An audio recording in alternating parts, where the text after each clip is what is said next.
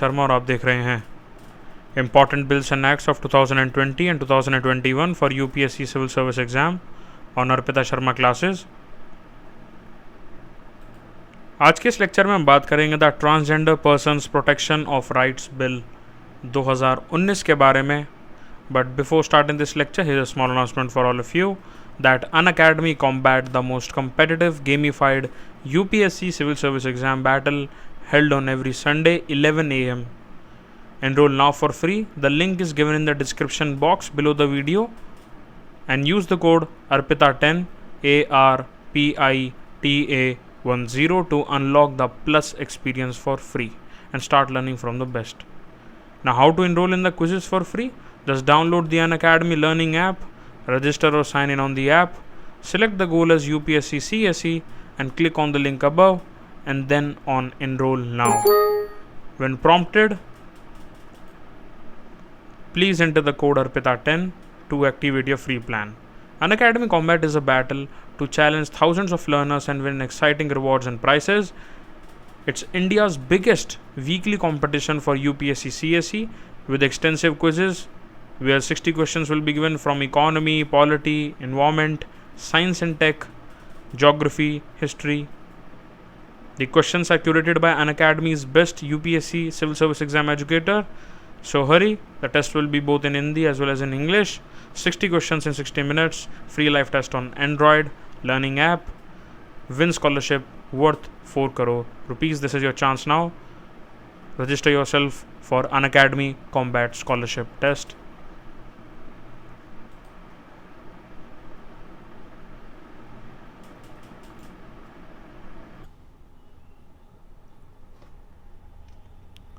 आज के इस लेक्चर में हम बात करेंगे the transgender person protection of rights bill 2019 के बारे में। The parliament pass the transgender persons protection of rights bill 2019। देखिए, इस बिल को लेकर काफ़ी प्रोटेस्ट भी देखने को मिले, लेकिन आज के इस लेक्चर में हम समझेंगे इसके क्या कंसर्न्स हैं और क्या की फीचर्स हैं। बिकॉज काफ़ी बार जैसे अगर हम बात करते हैं वेस्ट में जो LGBTQ मूवमेंट है उसने भी काफ़ी तेज़ी पकड़ी है, वो भी काफ़ी स्ट्रॉन्ग उभरा है after the women empowerment movement. उसी तरीके से इंडिया में भी हमें देखने को मिलता है।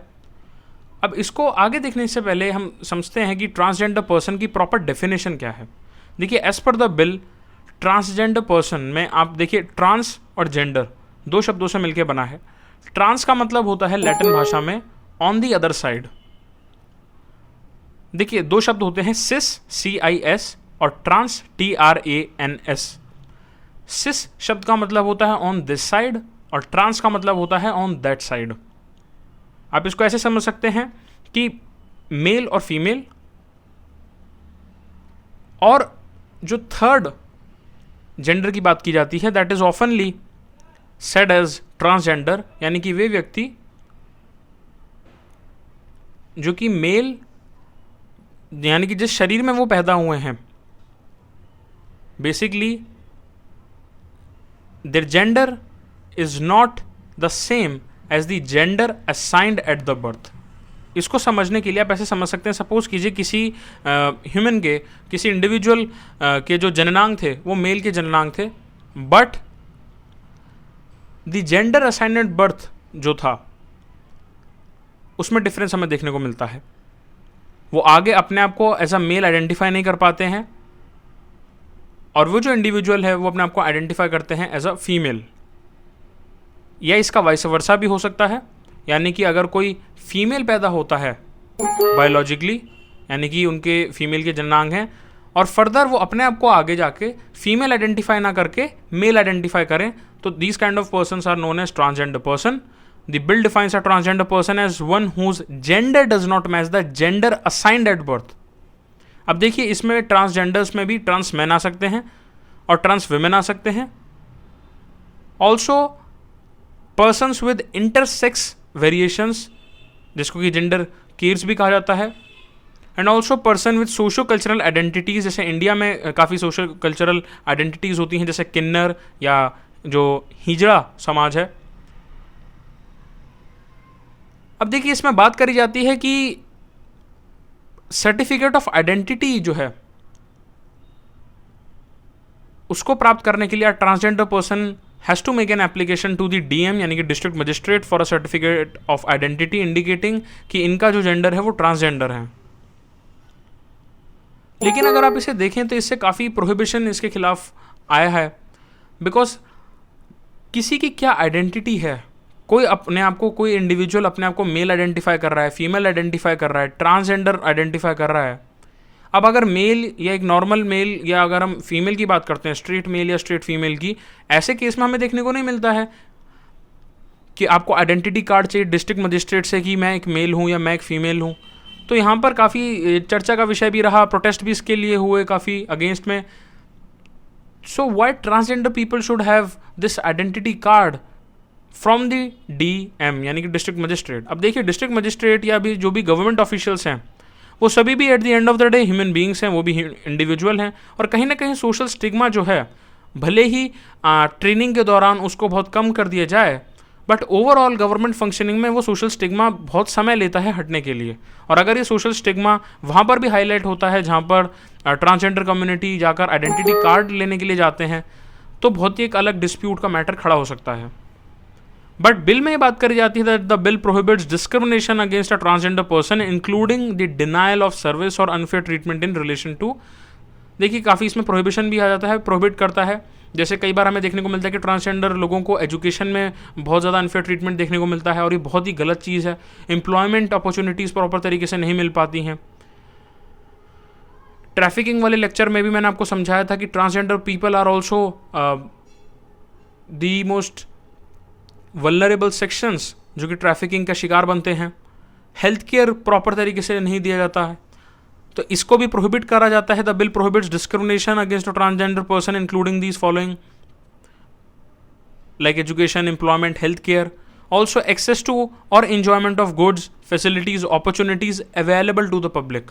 यानी कि ऐसा ना हो कि अगर आप किसी शॉपिंग मॉल में जा रहे हैं and if somebody is a transgender, उनके साथ इस तरीके का भेदभाव किया जाए और ये डिस्क्रिमिनेशन उनके साथ की जाए।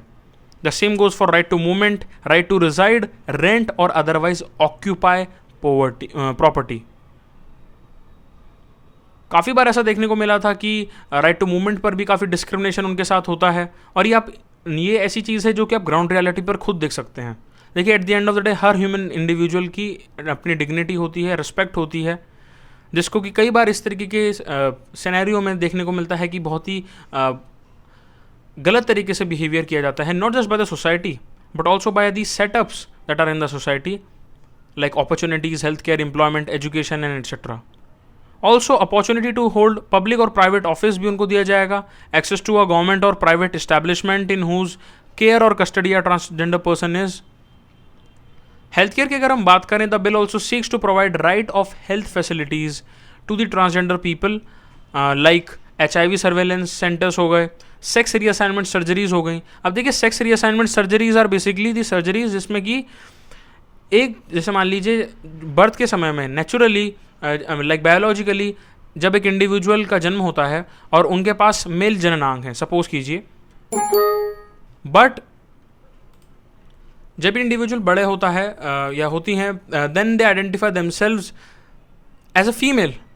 अब ऐसे केस में जो सेक्स चेंज है, जो सेक्स रीअसाइनमेंट है, उसकी सर्जरीज भी under this bill will be able to provide. But India में अगर हम बात करते हैं तो सेक्स रीअसाइनमेंट सर्जरीज जो हैं वो कॉस्टली भी हैं। फर्दर इंडिया में इतने ज़्यादा सेंटर्स नहीं हैं एज़ फार एज अगर हम बात करें इंडिया की।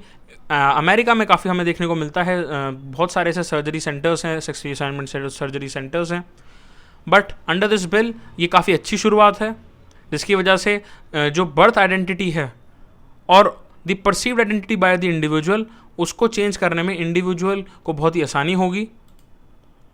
It also states that the government shall review medical curriculum to address health issues of transgender persons and also provide them comprehensive medical insurance schemes for them। और ये बहुत ही positive जो है स्टेप है, बिकॉज मेडिकल इंश्योरेंस स्कीम्स केवल और केवल अभी तक रिस्ट्रिक्टेड रहती थी just to males, just to females, but this is a great step कि ट्रांसजेंडर लोगों को भी medical insurance, comprehensive medical insurance schemes में जो है पार्ट दिया जा रहा है। It also calls for establishing a National Council for Transgender Persons, that is the NCT.